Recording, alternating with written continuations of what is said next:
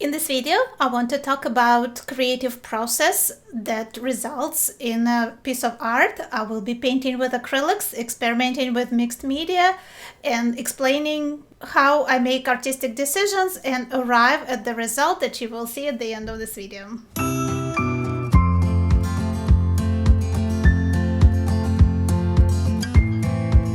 A friend asked me to make a painting for her on this oblong canvas. The subject I'm thinking of are cats. She likes cats, and I also have a little Polyclay sculpture of a cat that I made, so I want to try making something with mixed media, acrylics, and also incorporating a three-dimensional object into the painting. To develop my idea, I sketched some silhouettes of cats on my iPad, and I'm going to transfer them onto this canvas.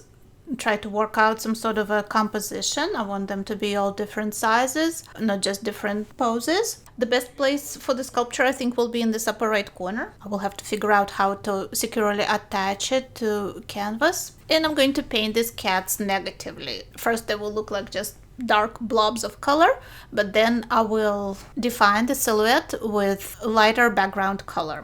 This negative painting approach, when you paint dark colors first and then you define the edges with lighter colors, works great for opaque paint. It gives you more control over the edges and the shapes. In watercolor, we do it the other way around. We paint dark around light, but with opaque colors, it's better to paint the dark first.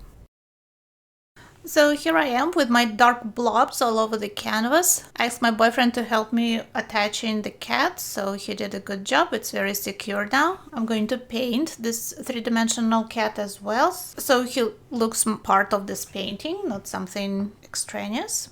If you wanted to try this project and you don't do sculpture, I thought maybe buying one of those rubber, kind of hard rubber toys could work too, and maybe cutting it in half to make a flat surface. If you wanted to do this with flowers and maybe attach a silk flower, that could be fun too, incorporate those in the painting.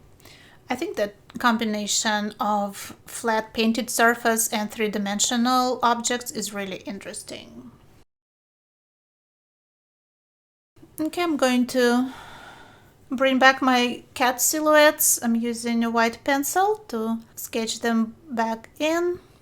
I decided to record this project and make a video about it to support those who are just beginning their art journey. I sometimes see artists making comments, they don't know how to start a painting, or they start something and they're afraid to spoil it. They don't want to waste their materials, they don't want to waste their time, and that kind of freezes them in their creative process. So I wanted to show my process that even though I paint a lot and I have quite a bit of experience working with various media, the end result is not always clear in my mind. It's not always a straight path to the end result, and the stages might not be always successful. But if you don't go through those stages, you might never arrive to a successful result. So this creative process, it's important to be brave, and there are also things you can do to plan your painting and make your path a little more assured, so to say. And also, if the result is not successful and you feel that you're at the point where you're like at a dead end, it's no big deal, because art is not about producing a product. We're not manufacturers, we are creative people, so the process itself is a lot more important than the end result. It's a lot more important to learn and to move forward and not to be precious about the final result. If you produced one painting, you can always produce more, and each one will be better than the last. Alright, it's time to start working on that light background. We'll start with white, working around those dark spots, dark silhouettes, making them look like cats. And again, I have a very vague idea about what I want the final result to look like. Like I said, I want cats, and I want kind of color scheme of different shades of blue, maybe with a bit of purples or pinks or something like that, just to vary it a little bit, warm it up a little. But other than that, I'm just letting the painting take me wherever it wants to. And I have to say that especially with opaque mediums and even with watercolor to a certain extent, very often I reuse my surfaces. Even if I painted something and it failed, I don't throw stuff away before I recycle it in some way. I can apply another layer of gesso on canvas or board and paint something on top. It will probably have more texture than the surface that you just brought from the store, but that can be also used to our advantage, all that texture. So again, it's a question of just being brave and experimenting. And even when I do watercolor with thicker paper, I paint on both sides.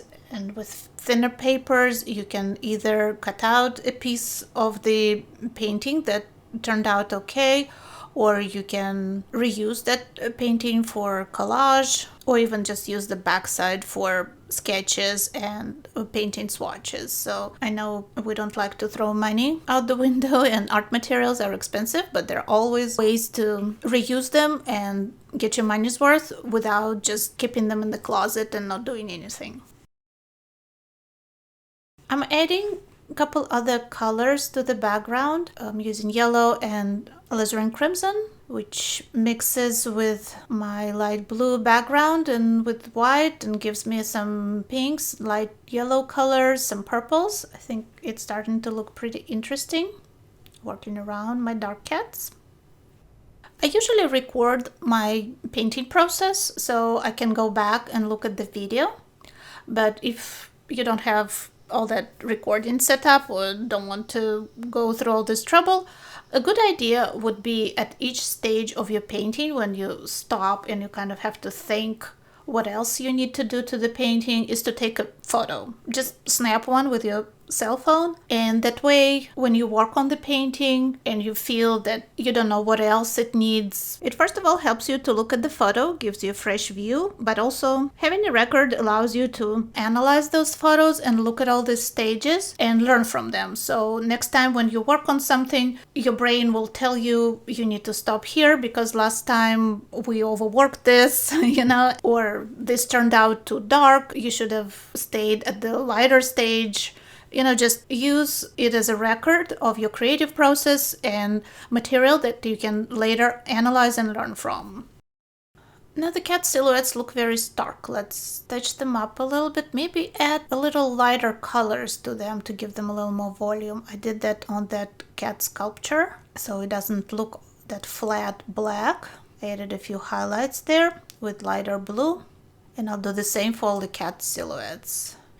And looking at this painting, I don't like that the cats they look like cutouts. I thought originally it would be a good idea, but maybe I'll soften the outlines and make them more fluffy. I think they will look more like cats and more in keeping with the overall style of my painting.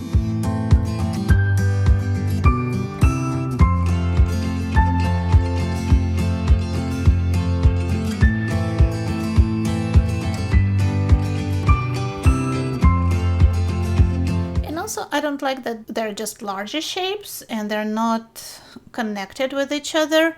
So I added something that resembles like a darker shadow with darker blue. And I think I'll add some small objects. They can be mice, I guess. Maybe it gives this cat something to catch.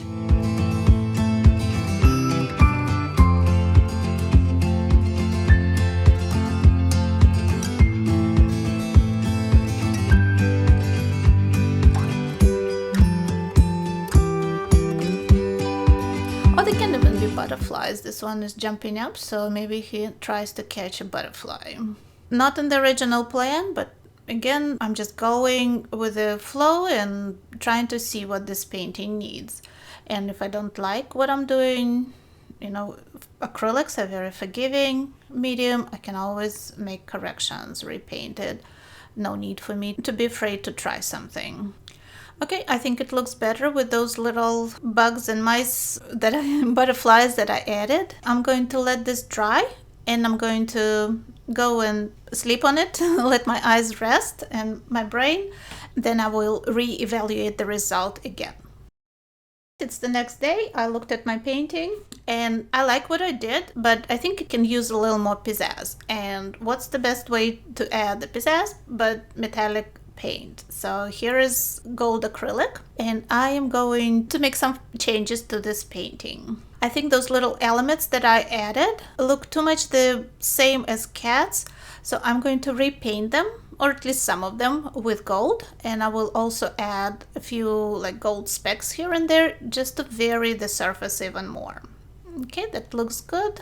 And you know, maybe the cats themselves can use a little gold as well. Let's give them gold eyes and gold whiskers and maybe gold tips on their tails. Let's see how that looks.